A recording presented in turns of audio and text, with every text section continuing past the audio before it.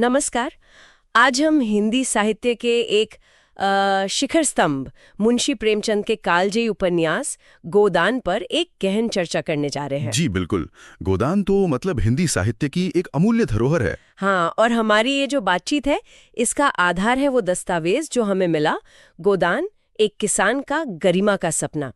इसमें उपन्यास के आप कह सकती हैं महत्वपूर्ण अंशों, पात्रों और विषयों का अच्छा विश्लेषण दिया गया है। हाँ, वो दस्तावेज काफी विस्तृत है।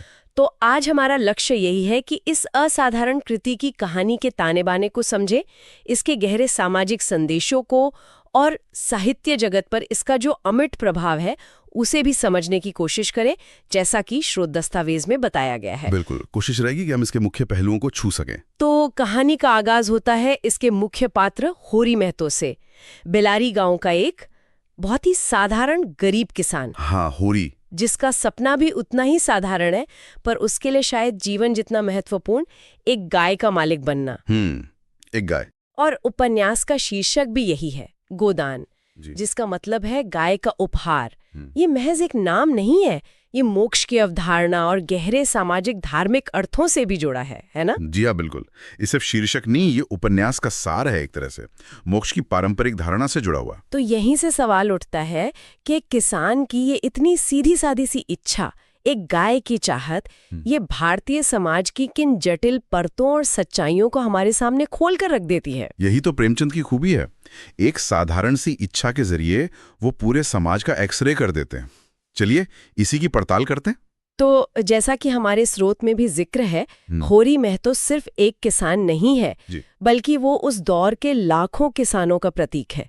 ईमानदार है, मेहनती है, लेकिन गरीबी और सामाजिक दबावों से पूरी तरह घिरा हुआ। सही कहा। उसकी सबसे बड़ी अभिलाषा, उसका सबसे बड़ा सपना है एक गाय खरीदना। और ये इच्छा सिर्फ मतलब आर्थिक नहीं है, स्रोत कहता है कि ये इज्जत से जुड़ी है। हाँ बिल्कुल, ये इच्छा सिर्फ दूध दही की जरूरत तक सीमित नहीं है। ग्रामीण भारत में उस समय गाय पालना एक सामाजिक प्रतिष्ठा का प्रतीक था, इज्जत का सवाल था, एक भरे पूरे संपन्न घर की निशानी मानी जाती थी। अच्छा। और जैसा आपने कहा, गोदान यानी गाय का दान, खासकर मृत्यु के समय हिंदू परंपरा में मोक्ष प्राप्ति का एक बहुत महत्वपूर्ण अनुष्ठान माना जाता था।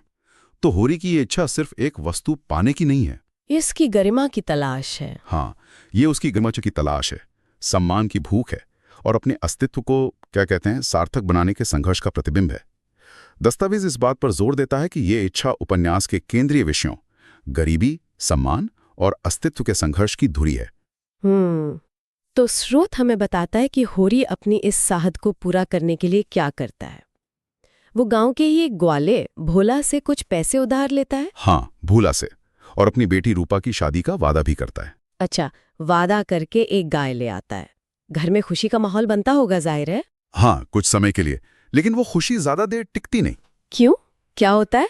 होरी का अपना छोटा भाई हीरा, वो ईर्ष्या और कुछ पुराने पारिवारिक मनमुटाव के चलते उस गाय को जहर देकर मार डालता है। अरे, अपने ही भाई की गाय को?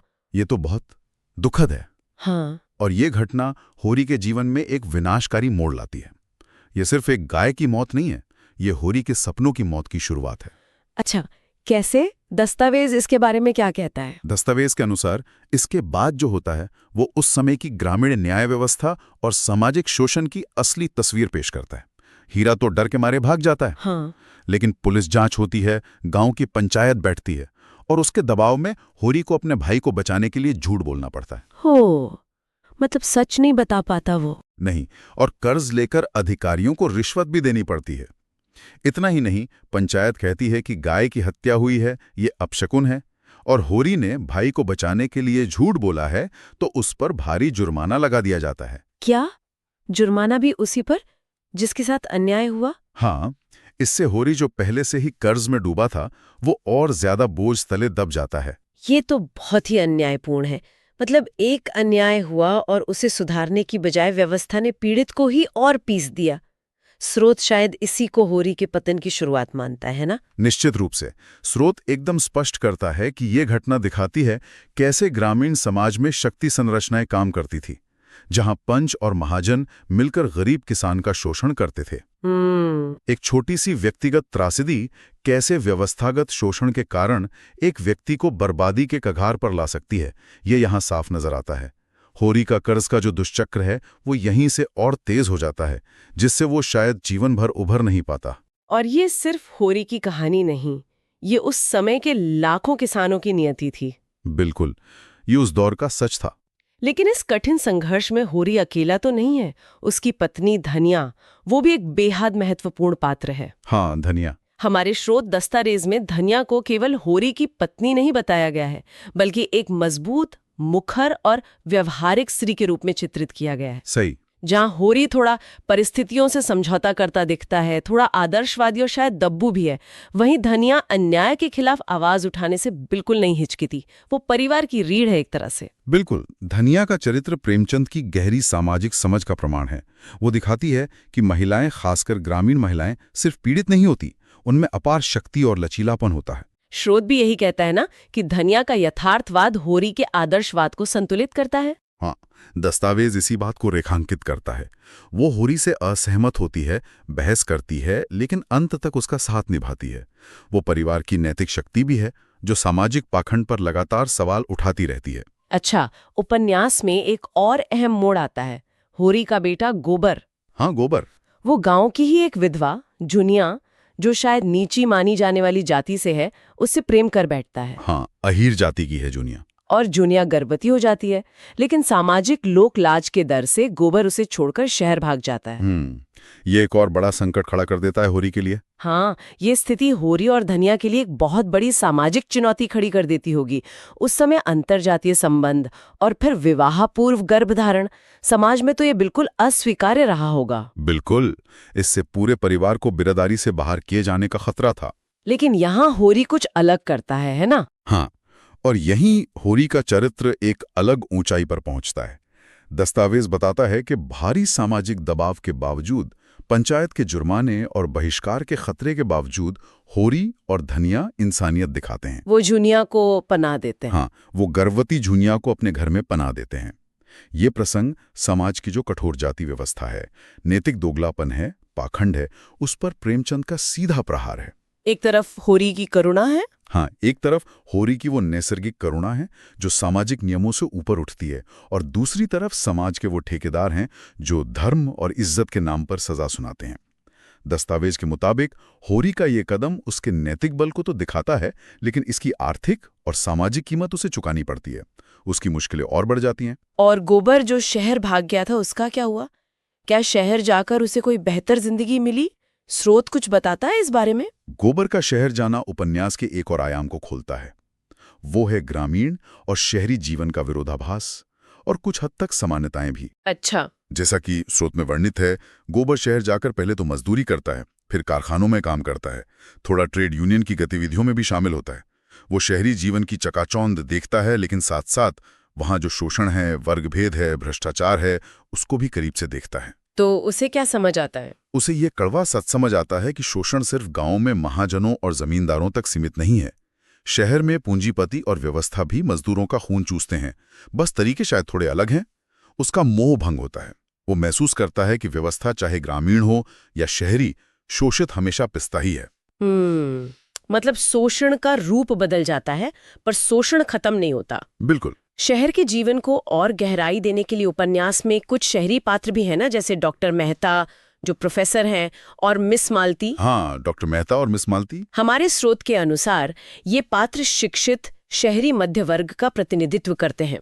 जी, मेहता और मालती जैसे पात्रों के माध्यम से प्रेमचंद उस समय के बौद्धिक वर्ग की जो बहसें थीं, उनके अंतर्विरोध थे, सामाजिक सुधार के उनके जो विचार थे, उनको सामने लाते हैं। उनकी क्या भूमिका रहती है कहानी में?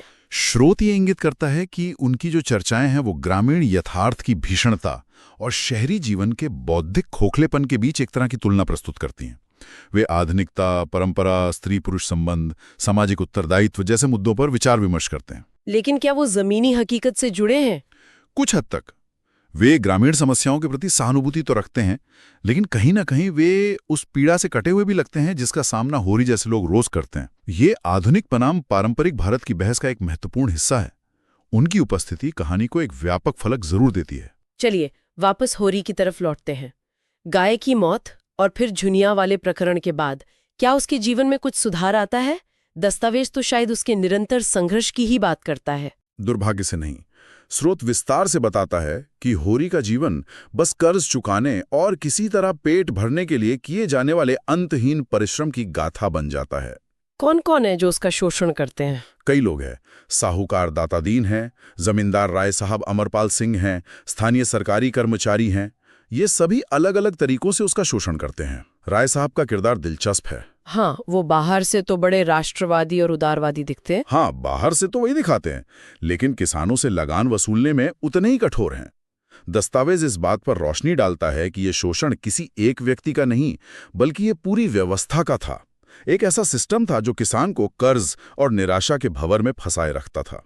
और ये स्थिति, जैसा स्रोत कहता है, स्वतंत्रता पूर्व भारत के उस भयावह सामाजिक आर्थिक यथार्थ का सटीक चित्रण है। बिल्कुल, जहां किसान की मेहनत का फल उसे कभी नहीं मिलता था, वो बस पिसता रहता था। इतने शोषण और इतनी तकलीफों के बावजूद क्या होरी पूरी तरह टूट जाता है या उसमें कुछ बाकी रहता है?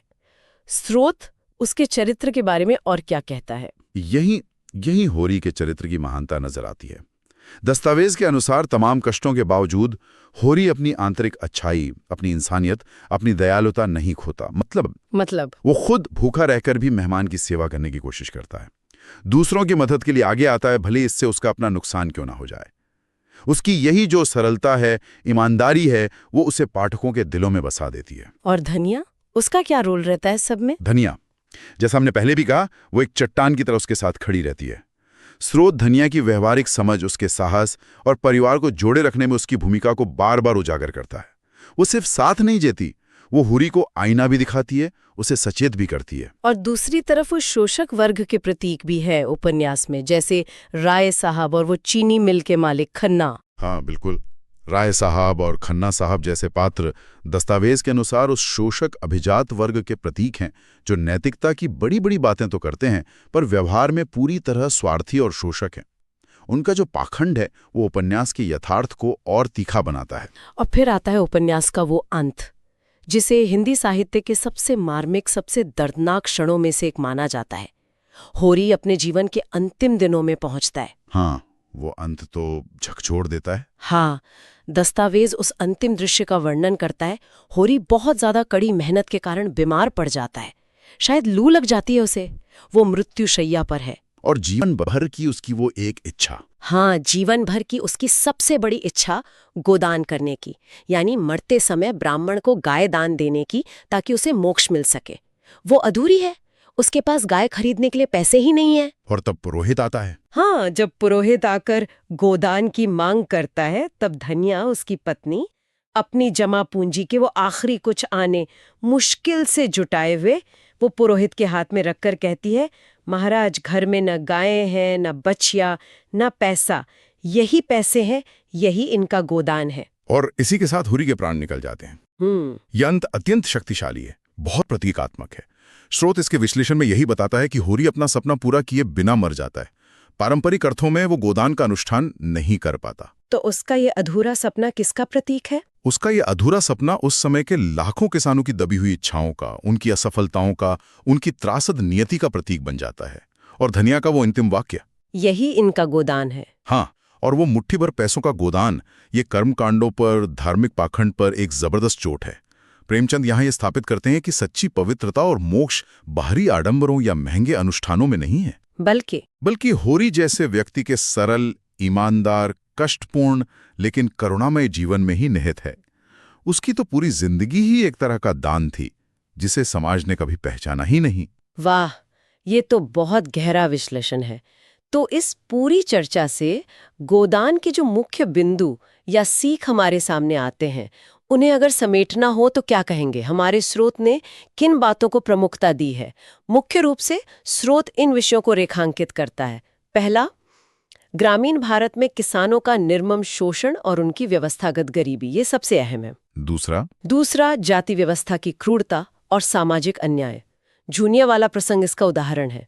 तीसरा, समाज में व्याप्त पाखंड, खासकर धार्मिक और नैतिक दोगलापन, जैसा पुरोहित या राय साहब के चरित्र में दिखता है। और चौथा, कठिन परिस्थितियों में भी मानवीय गरिमा और मूल्यों का संघर्ष जैसा होरी के चरित्र में हमें लगातार दिखता है।